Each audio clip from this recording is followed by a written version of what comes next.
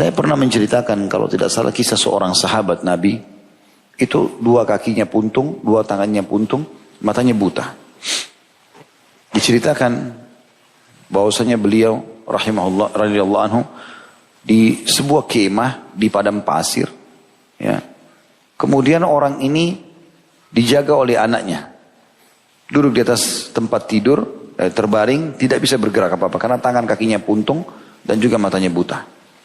Maka datanglah seseorang musafir lewat di kemah itu, lalu kemudian dia ingin cari sesuatu minuman ya, yang dia bisa hilangkan hausnya.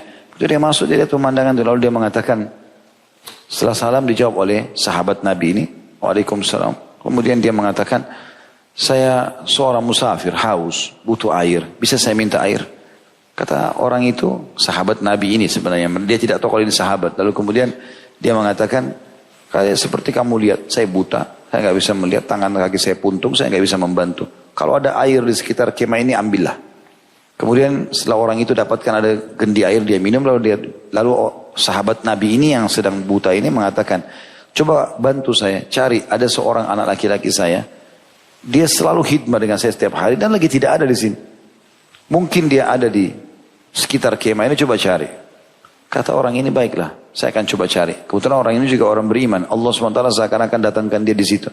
Kemudian dia keluar dari kemah, dia cek di sekitar kemah, dia temukan ada satu jasad manusia, sudah habis sebagian besar badannya dimakan oleh singa. Lagi digerogotin sama singa, sudah mati. Kata dia, saya sangat yakin ini anaknya.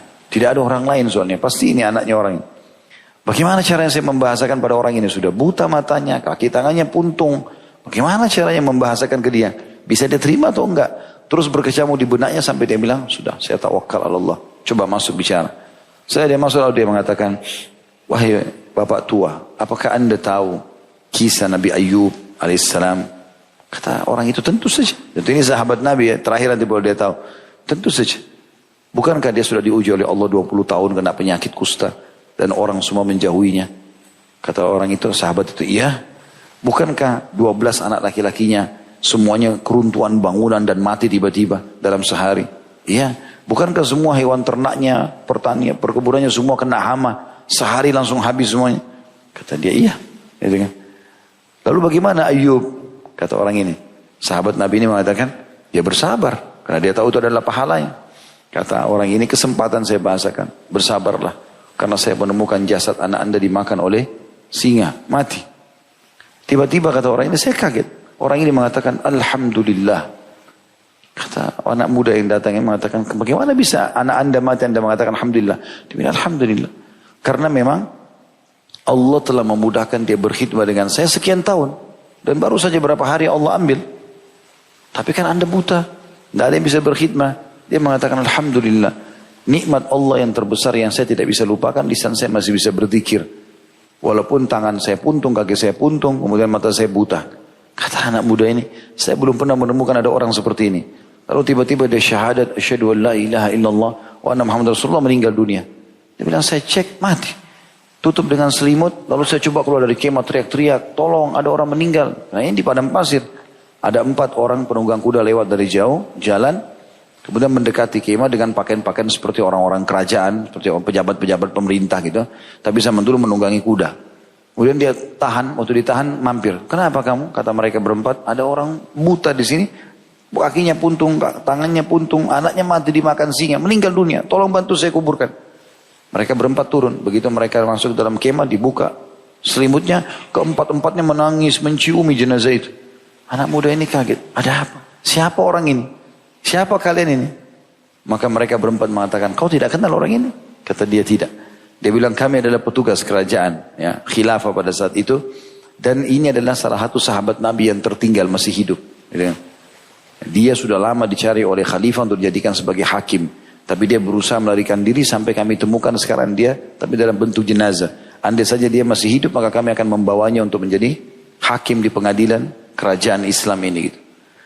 Maka kita ambil pelajaran teman-teman. Bagaimana orang ini, kalau orang sudah tanam cinta dalam dirinya kepada Allah SWT, cobaan seperti ini pun jadi kecil buat dia. Tidak terlalu berat, bisa dilewati.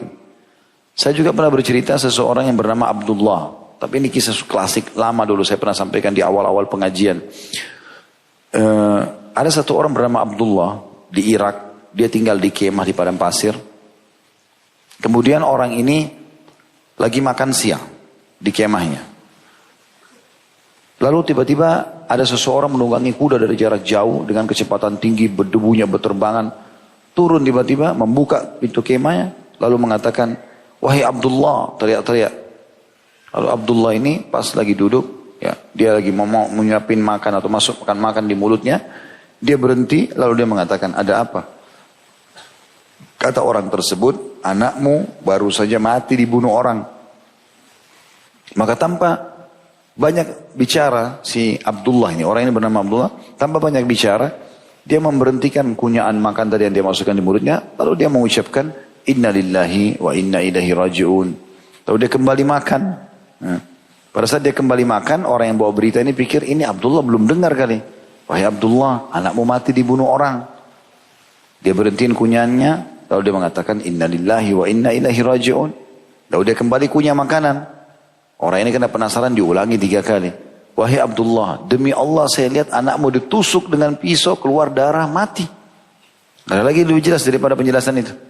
Maka dia mengatakan, "Inna lillahi wa inna ilaihi raji'un." Sambil dia berhentikan kunyaannya. Tadi di antara jedah pertanyaan ini dia mengunyah. Ya, biasa makan seperti gak ada apa-apa.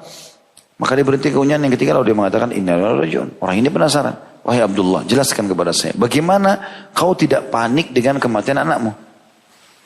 Maka Abdullah mengatakan, "Duduklah." Dia masih bisa suruh duduk orang ini dengan tenang, lalu dia mengatakan, "Duduklah.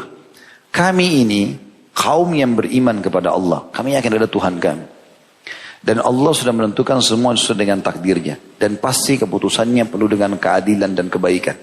Maka ketahuilah, anak saya mati memang sudah dasarnya ajalnya yang Allah tentukan.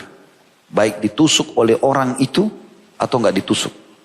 Artinya saya marah nggak marah, pasti dia mati di saat itu. Kasus proses ditusuk itu hanya penyebab saja. Tapi dasarnya dia harus mati di waktu itu. Lalu untuk apa saya marah? Kalau saya marah berarti saya tolak keputusan Allah SWT. Toh dia pasti mati di waktu itu.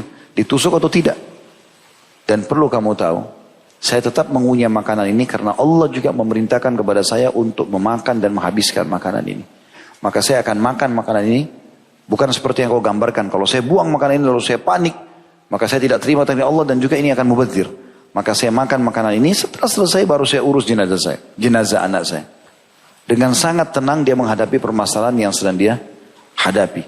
Semua itu muncul justru karena keyakinannya kepada Allah SWT. Itu yang dimaksud dalam poin-poin seperti ini.